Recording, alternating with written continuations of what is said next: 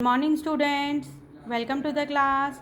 Today we will revise chapter 4, Major Landforms. We all know our earth is made up of land and water. 71% of the earth is covered by water and 29% by land. And our earth is also not even. It is some parts it is raised and some part is flat. Now, the landforms are natural features of the Earth's surface, and the major landforms are mountains, plateaus, plains, deserts, and rivers. A mountain is a landform which rises more than 900 meters above the sea level, and mountains cover about 20% of the total area of the earth, or we can say one fifth. Now, the topmost point, this of a mountain, is known as a peak or a summit. Mountains peaks are mostly conical in shape, cone shaped. The height and shape of the mountains depend on their age. Like the Himalayas, the Alps, they are known as the young mountains, and the Aravallis,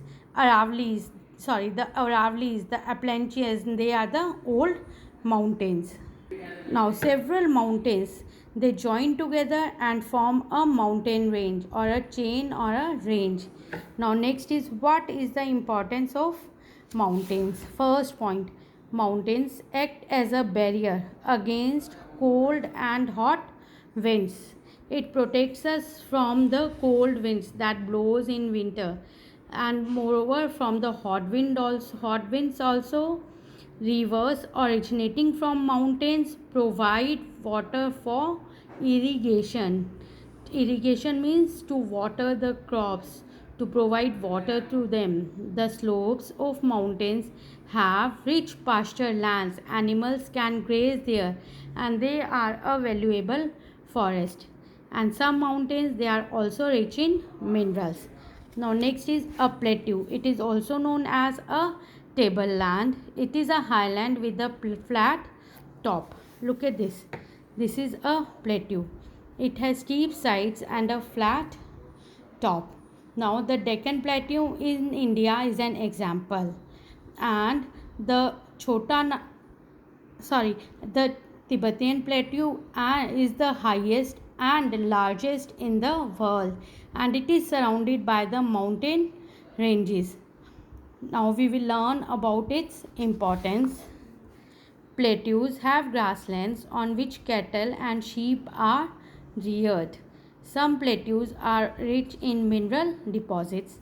Now, plains. A plain is a flat and low lying surface. It is also known as lowlands. This type of area is known as plains.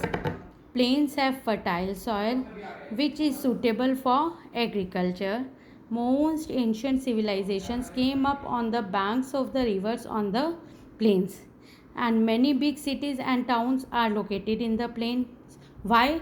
Because it is easier to construct roads, railways, aeroplanes, canals in the plains. Now, the deserts. What picture it forms in our mind when we hear the word desert? Sand, isn't it? Deserts are land areas that receive very little rainfall. These areas have a dry climate, and deserts have two types of deserts are there: hot deserts and cold deserts. Hot desert is the Thar desert, and cold desert is a Ladakh desert, and they have very hot days and cold nights. If it is a hot desert, frequent dust storms, hills of sands known as sand dunes, very little vegetation due to less rainfall. Now, the Sahara Desert and Kalahari Desert in Africa, the Great Sandy Desert and the Great Victoria Desert in Australia, Thar Desert and the Arabian Desert in Asia, and the Atacama Desert and Patagonian Desert in South America. These are the few deserts. Now, about the rivers. What are rivers? Rivers are natural channels that carry rainwater or water from melted ice and snow from mountains to plains. When the snow melts, it comes to the plains through lakes, seas, These channels start as streams and join to form a river. Now, from the place of origin to its mouth, a river passes through three stages. First is upper course, then middle course, and the lower course. In the upper course, बच्चे, the rivers that originates in the upper course of the mountains, the speed is very high, and they cut a deep and narrow channels in the mountains.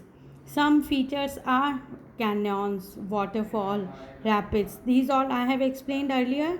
Now the middle course of the rivers begins when it leaves the mountains and enter the plains. First course they were in the mountains. Then when they leave the mountains and enter the plains. And what does it, here it forms? Valley widens. Here the valley widens. At this stage the speed of the water decreases and the river develops loops, that is known as meanders. These are the loops. These type of loops, they are known as meanders. Now the third stage, the lower or the old age. In its lower course, the river joins a bigger water body such as a sea. In this course, the speed of water is very slow and the river deposits silts it carries near the mouth, forming a triangular shaped delta. The largest delta in the world is formed by the river Ganga and the Brahmaputra, that is known as the Sundarban Delta before they join the Bay of Bengal. Now you will revise chapter 4 with the help of this video. Thank you, students.